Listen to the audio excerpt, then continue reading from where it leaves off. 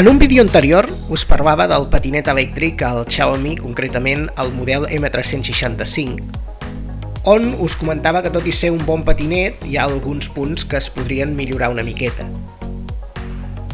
Una de les coses a tenir en compte, que us comentava també en aquell vídeo anterior, era la il·luminació, sobretot la il·luminació del davant. Si utilitzem aquest patinet de dia, doncs no hi tenim cap tipus de problema, però si nosaltres conduïm de nit, ens trobem en què el foco que té el patinet al davant, tot i ser un foco que dona força llum, és una llum molt direccional, una llum que ens orienta o que ens enfoca directament en un punt concret.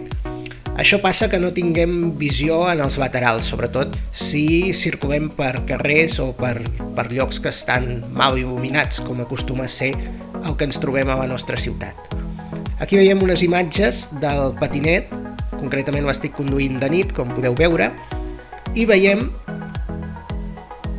que tot i ser una imatge molt fosca, ja que està gravada en una GoPro d'aquestes senzilles, però veiem que la il·luminació del patinet és pràcticament nul·la. És una il·luminació, com us deia, molt concentrada en un punt, però no ens permet la visualització dels objectes que ens puguin aparèixer pels laterals. Com podem corregir això?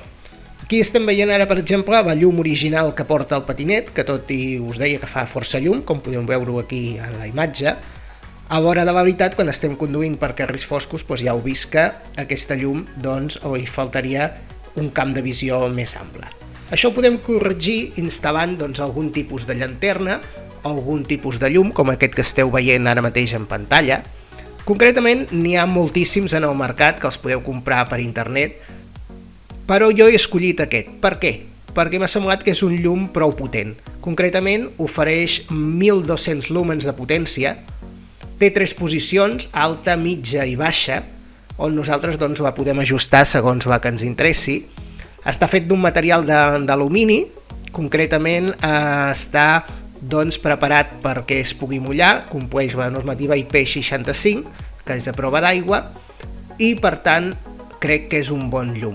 Funciona amb piles recargables, amb bateries recargables, concretament la 18650, i es carrega amb un connector mini USB com qualsevol aparell electrònic d'avui en dia. Aquí estem veient com queda col·locat aquest llum,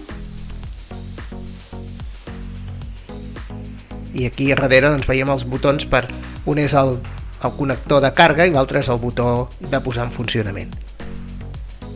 Aquí també podem veure que hi ha acoplat als laterals del patinet aquests llums que això ens permeten ser visibles a una certa distància, sobretot pels cotxes o per qualsevol vianant que ens pugui veure amb una certa distància. Hi ha un llum a la part del darrere i els llums que he acoplat aquí a la part del davant del patinet.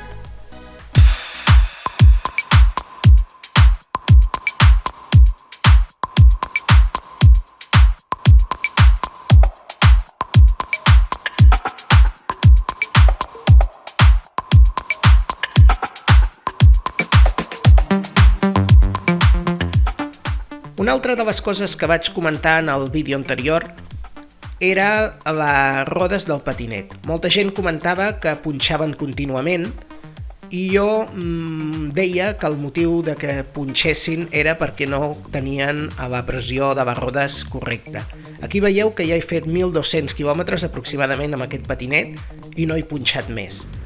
La primera vegada vaig punxar i vaig explicar el per què, quin havia estat el motiu de que se m'hagués rebentat la roda, i el correcte és tenir la pressió dels pneumàtics a 3,6 bars la roda del davant i 3,8 la roda del darrere, segons el meu punt de vista.